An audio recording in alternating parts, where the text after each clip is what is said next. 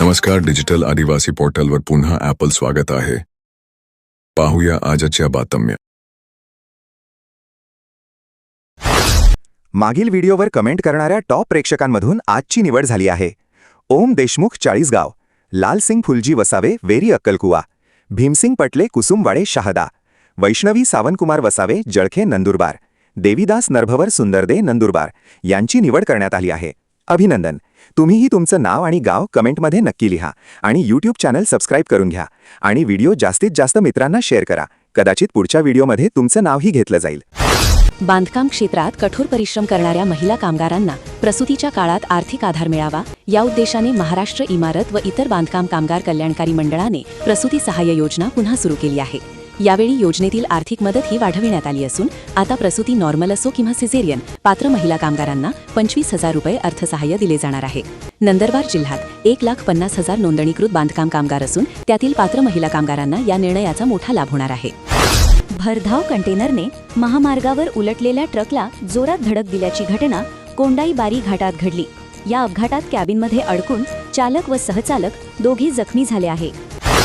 शहादा शहरात गेल्या 2 महिन्यापासून वारंवार वीज पुरवठा खंडित होत आहे. 5 तासापेक्षा अधिक वेळ वीज पुरवठा बंद राहत असल्याने नागरिकांना अनेक अडचणींना सामोरे जावे लागते. वीज पुरवठ्यात सुधारणा करून सुरळीत वीज पुरवठा करावा अशी मागणी शहादा येथील विविध सामाजिक कार्यकर्त्यांनी केली आहे. उधारीने घेतलेले पैसे वेळेवर परत कर असे सांगितल्याच्या रागातून एकाला मारहाण केल्याची घटना तळोदा तालुक्यातील मालदा येथे घडली. या प्रकरणी 3 जणांविरुद्ध पोलीस ठाण्यात गुन्हा दाखल करण्यात आला आहे. विजय चौधरी यांच्या कथित वक्तव्याच्या निषेधार्थ आदिवासी संघटनांच्या वतीने सीबी पेट्रोल पंप परिसरात आंदोलन करण्यात आले. यावेळी आंदोलनकर्त्यांनी घोषणाबाजी करत पुतळ्याचे दहन केले. मराठा आंदोलनाचे नेते मनोज जरांगे यांनी कुणबी प्रमाणपत्र रद्द करण्यासाठी सरकार कट रचत असल्याचा आरोप केला आहे. 4 मराठा लोकप्रतिनिधींचे कुणबी दाखले अवैध ठरल्यानंतर त्यांनी मुख्यमंत्री देवेंद्र फडणवीस, उपमुख्यमंत्री एकनाथ शिंदे, चंद्रशेखर बावनकुळे आणि राधाकृष्ण विखे पाटील यांच्यावर जोरदार टीका केली.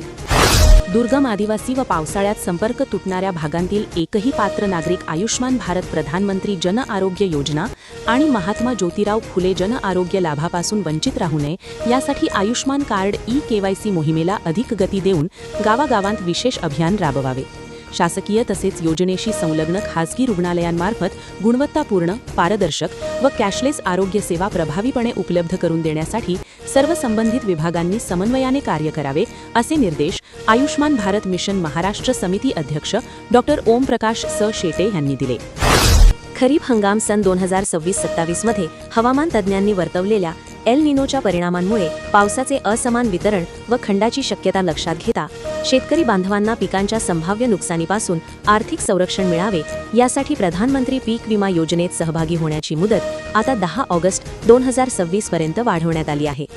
यापूर्वी ही मुदत 31 जुलै आणि नंतर 3 ऑगस्ट पर्यंत करण्यात आली होती. या मुदतवाढीमुळे जिल्ह्यातील उर्वरित शेतकऱ्यांना मोठा दिलासा मिळाला असल्याची माहिती जिल्हा अधीक्षक कृषी अधिकारी शंकर किरवे यांनी दिली आहे.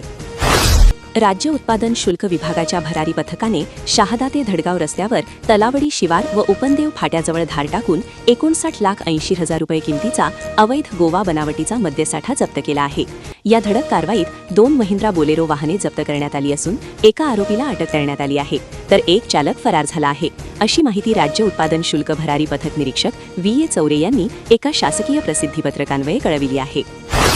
अक्कलकुवा तालुक्यातील मोलगी प्रकल्पांतर्गत बिटवेली 1 व 2 मध्ये नवचेतना आणि आधारशिला कार्यक्रमांतर्गत वेलकम मेळावा घेण्यात आला. या मेळाव्यातून बालसंगोपन, शिक्षण व पोषण याविषयी मार्गदर्शन करण्यात आले. भारतीय जनता पार्टीच्या अनुसूचित जमाती मोर्चाच्या महाराष्ट्र प्रदेश उपाध्यक्षपदी डॉ. सुप्रिया विजयकुमार गावित यांची निवड करण्यात आली आहे.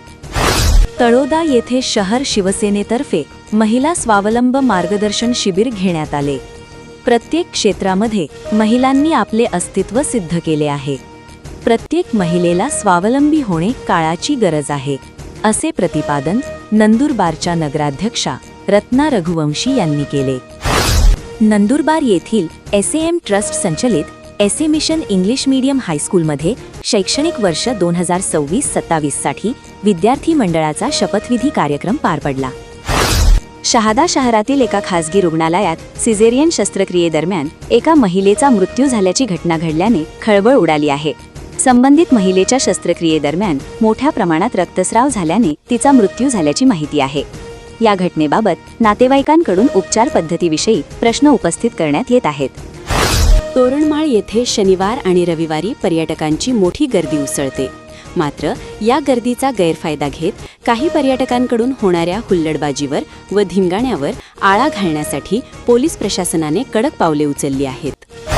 नंदुरबार तालुक्यातील शेजवा येथील माध्यमिक विद्यालयात विद्यार्थ्यांची शालेय आरोग्य तपासणी करण्यात आली. मंगळवारी 4 ऑगस्ट झालेल्या शिबिरात विद्यार्थ्यांना आरोग्यविषयक मार्गदर्शन करण्यात आले. विद्यालयातील 5वी ते 10वीच्या 308 विद्यार्थ्यांपैकी 291 विद्यार्थ्यांची आरोग्य तपासणी यशस्वीरित्या पूर्ण झाली. वैद्यकीय अधिकारी डॉक्टर अविनाश चकोर, डॉक्टर सोनाली कुलकर्णी, सरिता पाडवी आणि आरोग्य सेवक वसावे यांच्या वैद्यकीय पथकाने विद्यार्थ्यांची तपासणी दरम्यान 45 विद्यार्थी आजारी असल्याचे आढळून आले. या विद्यार्थ्यांना औषधोपचार देऊन मार्गदर्शन करण्यात आले. तपासणी केली. 23 विद्यार्थ्यांना नंदुरबार जिल्हा रुग्णालय आणि धानोरा ग्रामीण रुग्णालयात संदर्भ सेवा घेण्याचा सल्ला देण्यात आला. प्रसंगी मुख्याध्यापक दत्तू पाटील यांनी विद्यार्थ्यांना आरोग्याविषयी मार्गदर्शन केले. विजय पवार, दीपक वळवी, रामानंद बागले, हरुणखा शिकलीगर, संजय बोरसे, आनंदराव पवार, संदीप गायकवाड आणि संगीता गोखले, नेहा शर्मा उपस्थित होते. तुम्ही हा व्हिडिओ कुठून पाहत आहात? तुमचं नाव आणि गाव कमेंटमध्ये नक्की लिहा. निवड झालेल्या प्रेक्षकांचं नाव आणि गाव पुढील व्हिडिओमध्ये घेतलं जाईल. अशाच नवनवीन बातमीसाठी आपल्या YouTube चॅनल डिजिटल आदिवासी पोर्टलला सबस्क्राईब करून घ्या.